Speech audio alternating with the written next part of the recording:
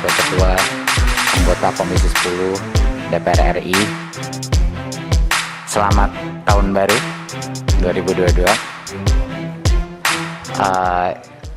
Walaupun kita masih banyak tantangan ke depan, tapi saya optimis tahun ini transformasi pendidikan kita akan semakin positif. Untuk topik pertama, ini akan detailnya dibahas oleh mengenai guru honorer dan seleksi P3K akan dibahas oleh Dirjen GTK Mas Iwan. Tetapi sebelum itu mungkin saya memulai sedikit sebagai intronya. Saya rasa masyarakat juga harus mengetahui bahwa kita punya undang-undang ASN yang mengunci dua hal dalam rekrutmen P3K ini. Yang pertama, undang-undang ASN itu mengunci bahwa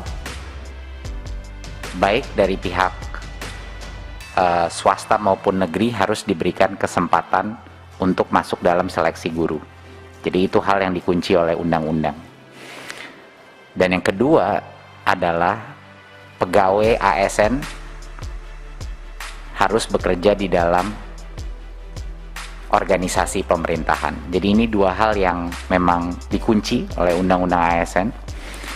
Tetapi saya mengerti bahwa ada dua isu besar. Satu isu yang terbesar adalah beberapa guru yang tentunya yang lolos passing grade tapi tidak ada formasi. Ada isu kedua yaitu guru-guru yang mungkin lolos passing grade tetapi kalah dengan beberapa guru swasta dari sisi ranking. Dan yang ketiga adalah isu beberapa yayasan yang kehilangan guru. Ya, ini isu tiga ini. Nah, ini akan dibahas sama Mas Iwan, tapi sangat penting untuk masyarakat mengetahui bahwa Kemdikbud mengambil posisi yang sangat jelas di sini. Walaupun ini bukan keputusannya Kemdikbudristek, bahwa ini adalah keputusan Panselnas, di mana ada beberapa pihak, posisi Kemendikbudristek, kami ada di sisinya guru honorer. Artinya apa? Kami mengambil posisi dan berjuang di Panselnas untuk bagi guru-guru yang sudah lolos passing grade tapi belum dapat formasi, kita ingin dia tidak harus tes lagi, pada saat formasinya keluar dia langsung dapat. Itu adalah posisi Kemendikbud. Satu, pertama. Jadinya guru-guru honorer di luar, para organisasi-organisasi harus menyadari bahwa Kemdikbud ada di sisi mereka dan kami sedang berjuang setiap hari untuk meyakinkan perubahan, sehingga perubahan Permen Pan-RB sehingga proses seleksinya itu bisa pada saat guru itu sudah lolos passing grade, kita ingin dia langsung dan formasinya terbuka, dia langsung dapat dan tidak perlu mengikuti tes lagi. Ya, itu yang pertama. Kita mengambil posisi yang sangat jelas untuk membela hak guru yang sudah lolos passing grade tetapi belum dapat formasi. Kedua, kami mengambil posisi yang sangat jelas juga, kami sedang memperjuangkan bahwa seluruh proses rekrutmen ini kami ingin pastikan memaksimalkan afirmasi dalam bentuk apa? Afirmasi dalam bentuk kesempatan terbesar dan prioritas bagi guru di sekolah induknya. Itu adalah perjuangan kedua kita untuk memastikan dan memaksimalkan bahwa kita memberikan kesempatan terbesar dahulu bagi guru-guru honorer di sekolah-sekolah negeri di sekolah induknya dia, sehingga dia bisa mendapatkan kesempatan terbesar. Jadinya ini adalah dua hal yang sangat penting untuk dimengerti masyarakat dan para guru-guru honorer bahwa Kemdikbudristek hadir di sisinya mereka. Ini sangat penting. Tetapi ini adalah keputusan bersama di Panselnas. Jadi mohon dukung kami dalam perjuangan ini dan insya Allah kita akan mendapatkan terobosan, tapi kami akan terus berjuang untuk mencapai ini.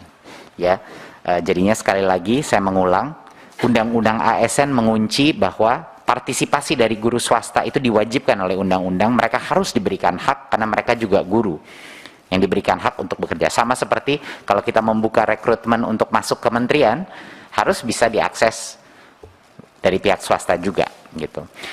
Itu adalah undang-undang ASN. Dan yang kedua yang dikunci adalah ASN harus bekerja di dalam organisasi pemerintahan, tidak bisa bekerja dalam organisasi swasta. Itu dua hal yang dikunci.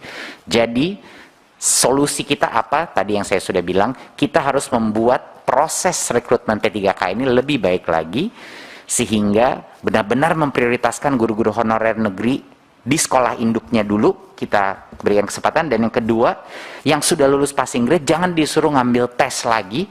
Pada saat formasinya tiba-tiba keluar, dia harusnya diamankan formasi itu untuk mereka. Ya, itu adalah posisi Kemendikbudristek.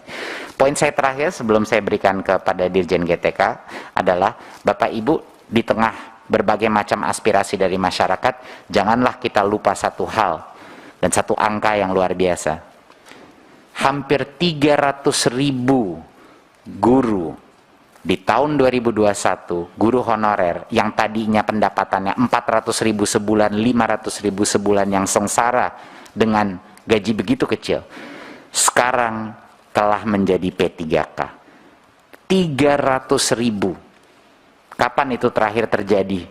Mungkin saya tidak, Bapak Ibu mungkin yang bisa lebih ingat, kapan itu terjadi? 300.000 guru sekarang kesejahteraannya terjamin, yang tadinya tidak. Jadi itu menurut saya suatu hal yang patut juga dirayakan, walaupun proses seleksi ini masih tidak sempurna, dan kita terus akan perjuangkan hak-hak guru induk, guru honorer, tetapi angka 300.000 ini tidak kecil, dan ini akan merubah kehidupan dan kesejahteraan mereka selama-lamanya. Jadi ini merupakan hal yang mungkin patut diingat juga.